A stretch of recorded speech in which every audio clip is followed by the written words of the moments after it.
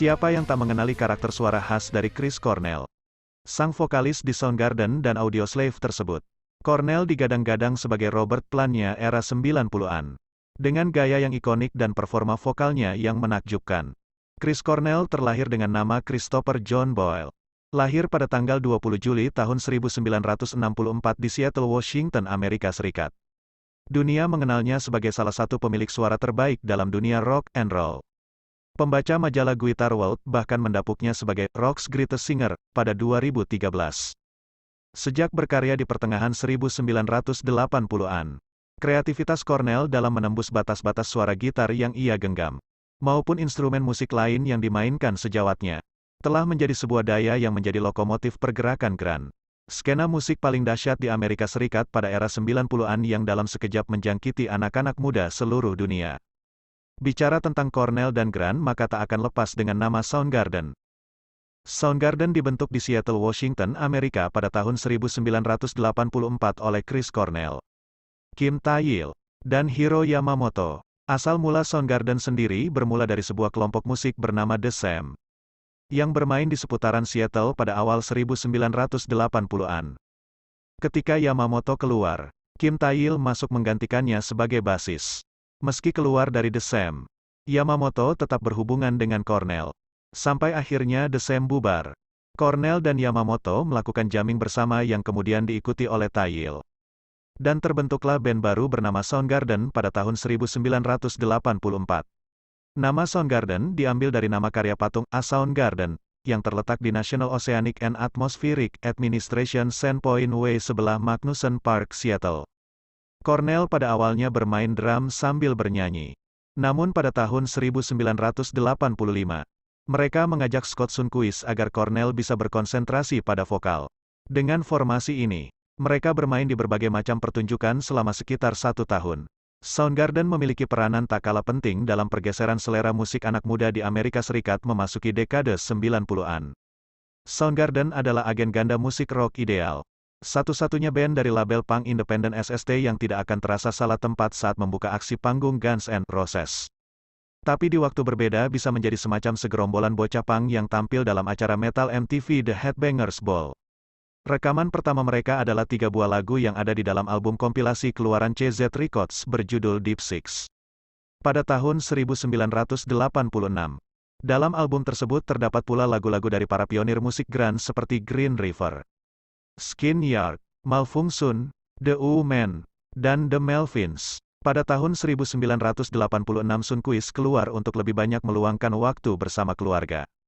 Dan digantikan oleh Matt Cameron, pemain drum Skin Yard. Mereka berempat kemudian berhasil menembus perusahaan rekaman mayor label A&M Records pada akhir tahun 1988.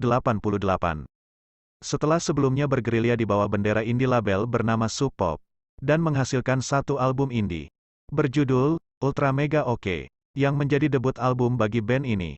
Mereka pula lah yang tercatat sebagai band grunge pertama yang berhasil menggandeng label rekaman besar. Jauh sebelum Nirvana berhasil mendapatkan kontrak dari Geffen Records bersama A&M Soundgarden.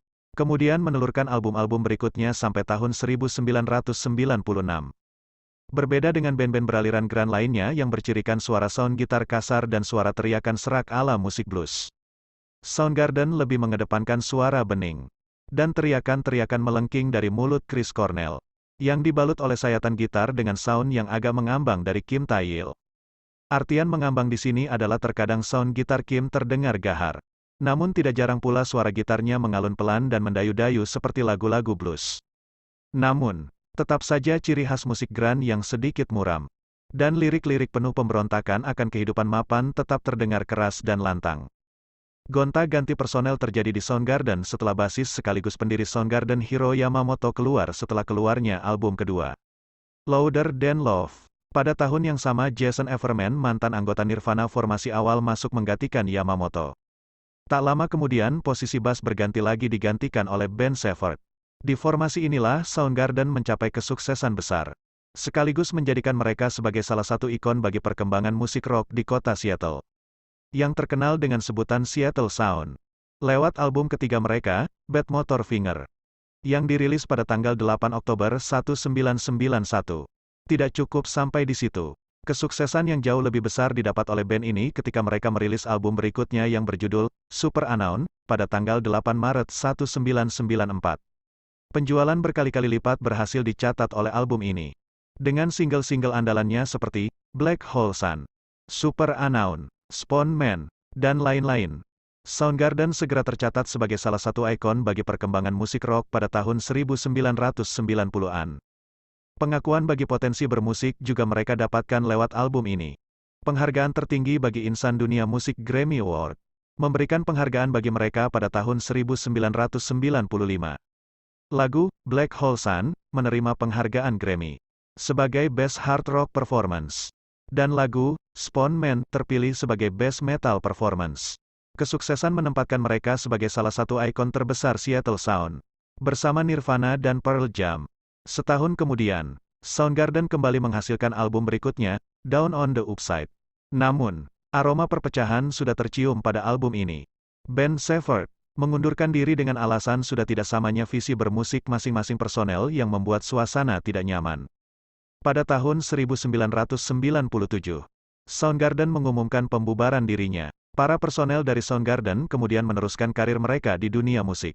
Chris Cornell bergabung bersama personel tersisa dari band Rage Against the Machine yang kehilangan vokalis mereka, membentuk grup band Audioslave, sedangkan Matt Cameron mengisi tempat sebagai drummer di salah satu band besar Seattle, Pearl Jam, sedangkan Kim Thayil dan Ben Shepherd bersolo karir dengan membantu berbagai proyek bagi sahabat-sahabat mereka sesama musisi. Tragedi yang menimpa band Rage Against the Machine. Pada Oktober tahun 2000, vokalis Rage Against the Machine, Zack de la Rocha memutuskan untuk hengkang dari band tersebut. 3 personel tersisa Rage Against the Machine, Tim Comerford, Tom Morello, dan Brad Will, memutuskan untuk tetap bersama dengan mencari vokalis baru. Pencarian itu berujung pertemuan mereka dengan Chris Cornell yang saat itu sedang memulai karir solo setelah bubarnya Soundgarden. Saat memulai kolaborasi dengan Cornell, 3 personel Rage Against the Machine itu justru menemukan celah untuk membentuk band baru. Keempatnya kemudian berlatih selama 19 hari di Los Angeles dan berhasil menulis sebanyak 19 lagu. Audioslave pun resmi berdiri sejak saat itu dan mulai melakukan proses rekaman di studio pada Mei tahun positif dengan menempati posisi 7 di Billboard 200 setelah terjual 162.000 kopi di pekan pertama. Album perdana Audioslave mendapat status triple platinum pada 2006 setelah terjual lebih dari 3 juta kopi di Amerika Serikat. Dengan suara khas Cornell, Audioslave benar-benar melepaskan diri dari bayang-bayang Rage Against the Machine.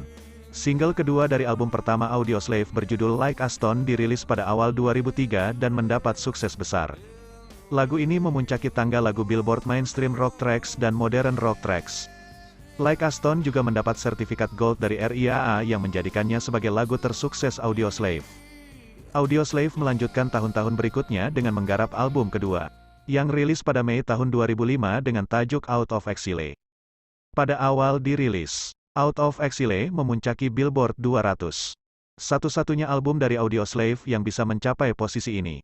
Album kedua ini disebut Morello lebih bervariasi dengan pendekatan musik yang lembut dan lambat. Album ketiga yang digarap sejak Januari tahun 2006 akhirnya rilis pada bulan September dengan nama Revelations. Menempati posisi kedua di Billboard 200 dan terjual 142.000 kopi pada pekan pertamanya dirilis. Sayangnya album ketiga Audioslave ini menjadi akhir dari grup band tersebut. Cornell secara resmi mengumumkan keluar dari Audioslave pada tanggal 15 Februari tahun 2007. Perbedaan pendapat disebut Cornell sebagai latar belakang keputusannya untuk hengkang. Berita mengejutkan kemudian dirilis oleh Chris Cornell pada tahun 2010 lewat akun Twitternya, bahwa Soundgarden akan reuni, dimulai dari festival musik rock alternatif terbesar Lollapalooza tahun 2010. Mereka kemudian meneruskan reuni itu. Sampai kemudian album berjudul King Animal dirilis Soundgarden pada tahun 2012. Deretan serangkaian konser sejak reuni mereka pun dijalani. Sampai pada konser di Fox Theater Amerika Serikat pertengahan Mei tahun 2017. Menjadi konser terakhir Chris Cornell bersama Soundgarden. Lagu Led Zeppelin berjudul In My Time of Dying menjadi lagu terakhir yang dinyanyikan oleh Chris Cornell. Tepat beberapa jam setelah penampilan pamungkasnya bersama Soundgarden itu, Chris Cornell ditemukan tak bernyawa di kamar hotelnya di MGM Grand Detroit. Tanggal 17 Mei tahun 2017. Chris Cornell dinyatakan meninggal dunia. Hasil otopsi menunjukkan Cornell meninggal akibat bunuh diri dengan cara gantung diri. Kabar kematian Cornell begitu menyentak dunia. Sejumlah musisi dunia mengucapkan kata perpisahan bagi Chris Cornell. Tak ketinggalan gitaris Led Zeppelin Jimmy Page pun yang mengungkapkan rasa hormatnya kepada Cornell. R.I.P. Chris Cornell. Incredibly talented, incredibly young, incredibly missed. Cuit Page di akun Twitternya.